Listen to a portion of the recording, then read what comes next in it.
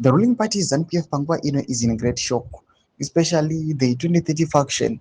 Panguva ino iri kuonekwa kunzi iri kupa ma-threats kuna anyone, kuna ma-opposition parties, muma-societies, anyone panguva ine anokonzwikwa achinzi ane chekuita kana kuti ari kuronga pamaprotest ari kungova nemukurumbira ari kutaurwa mazuva ano emusi wa 31 July 2026. Vari kuti vakomana musaregara vanhu vachiita zvavari kuita, ripotai tivagadzirise ndobva subscribe like on the bell icon.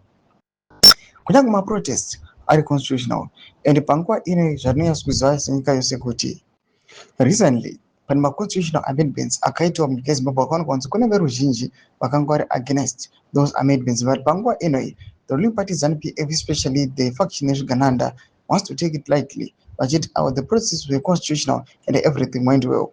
Panguva ine tikuona kune mamwe mavoices atiri kuona kuti haasi kubvumirana nazvo, mungava muma-uniformed forces, mungava muma-opposition members, mungava muma-societies nezvimwe nzvimbo dzakadaro.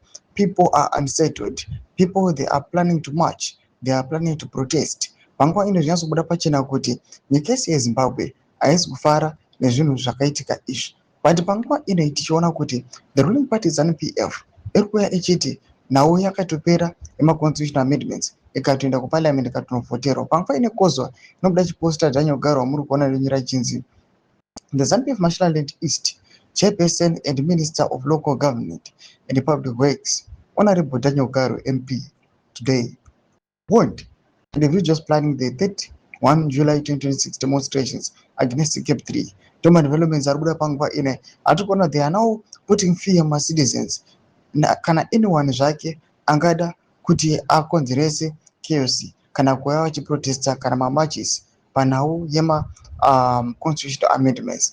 In our comment section, make use of any more pamusoro pechitiko ichi. Subscribe or like, and turn on the bell icon.